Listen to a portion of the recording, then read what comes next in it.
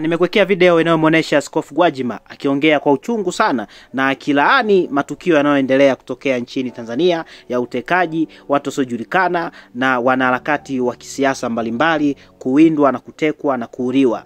Askofu Gwajima akatolea mifano ya viongozi mbalimbali. Msikilize kwa makini hiyo video nimekuwekea. Hiyo hapo. Ndugu zangu, ninaomba niwaambie ukweli kwamba utekaji si utamaduni wetu wa Kitanzania. Na ni jambo ambalo halitakiwi kabisa kuwa entertained na mtu yoyote. Nitoe mifano kwa mfano. Mimi natokea jimbo la Kawe. Kuna huyu bwana anaitwa Bwana Ali Kibao. Watu wakaja pale Tegeta, wakashushwa kwenye gari, watu wanaona, abiria wote wanaona.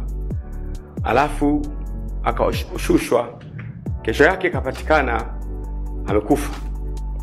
Nataka nimuulize mtu yoyote, kama baba yako akishushwa mbele yako wewe mwenyewe, alafu kesho yake akapatikana amekufa, utajisikiaje? Kama baba yako mzazi akashushwa kwenye gari alafu kesho yake amekufa, utajisikiaje? Lakini sio huyo tu. Nataka kusaiti matukio ambayo pamoja na hao wengine 83, nataka kusaiti matukio ambayo yanagusa sana.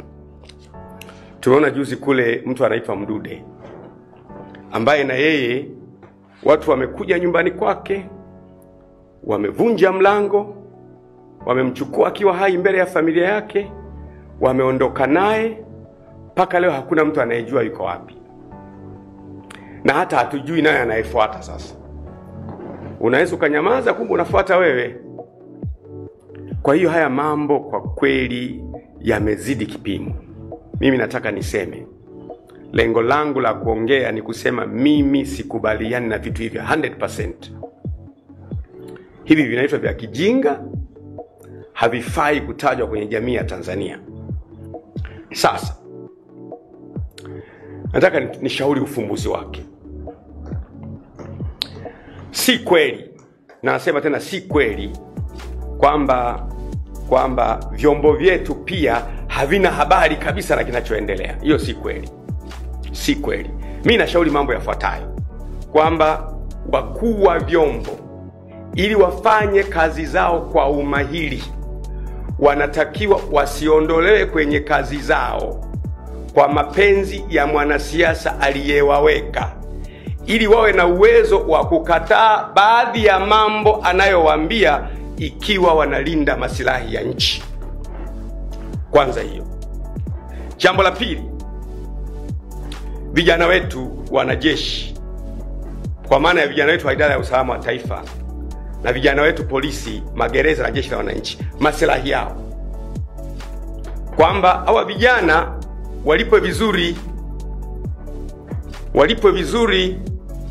Mimi nasema hivi, huwa na watania watu nawaambia kwamba paka mwenye njaa ukamwachia maziwa lita 2, ukamwambia nilindie maziwa yangu, lakini ana njaa, umemwambia kaa hapo ulinde maziwa, utamkuta huyo paka amekunywa ile lita 1, amesema boss, nilipata njaa, ili niendelee kuwa kwenye lindo nimekunywa lita 1. Na sio kwamba huyu paka hana maadili, ana njaa. Lazima tujifunze kuwalipa vizuri majeshi yetu. Sisemi kwamba hawalipi vizuri, naomba mtu anielewe. Sisemi kwamba hawalipi vizuri. Kama wanalipa vizuri, basi vizuri zaidi. Tutakuwa na vijana imara, tutakuwa na wanajeshi imara, wanalipwa vizuri, maslahi yao yako vizuri, bima zao ziko vizuri, nyumba zao ziko vizuri, kila kitu kiko vizuri. Tutakuwa na polisi imara, wana mishahara mizuri, wanalala mahala pazuri, maslahi yao vizuri. Tutakuwa na jeshi la wananchi imara, waliotoa uhai kwa ajili ya kulinda nchi zetu, wanalipwa vizuri, wanalala pazuri. Wakati Rais John Pombe Magufuli anatoka madarakani, tulikuwa na mkuu wa idara ya usalama wa taifa, DJIS, alikuwa anaitwa Diwani. Alipoingia mheshimiwa rais wangu na mwenyekiti wangu, for some reasons Diwani ameondoka hapa katikati hapo. Na haondoki yeye, na walio chini yake wote wanaondoka. Tumekaa kidogo, akaja mwingine pale. Na wasema hawa kwa sababu hawa ni they are public figures. wanachaguliwa, sio siri hao. Akaja mwingine hapo katikati sasa, ambaye akaja na yeye, nafikiri alikuwa anaitwa Masori, na yeye kaenda hapo katikati hapo, na yeye akaondoka na walio chini yake wote. Amekuja katikati hapo anaitwa Alisiwa. Alisiwa naye amekaa muda kidogo, na yeye akaondoka na walio chini yake. Amekuja huyu tulionao sasa hivi, ndugu yangu, rafiki yangu Suleiman Mombo, ndio tuko naye sasa. Unaweza kujiuza ndani ya miaka mitatu hao wote wanaondoka, aliye chini yake na aliye chini yake na aliye chini yake na aliye chini yake. Wamekosea nini? Kwa lazima tujifunze kwamba nchi ili iwe imara, iwe na vyombo vinavyobaki constant, viwe mbali na pressure ya wanasiasa. Narudia tena, for we to have a precious country and a protected country, tunatakiwa kuwa na government apparatus, vyombo vya serikali ambavyo vyenyewe vinasimama kama vyombo.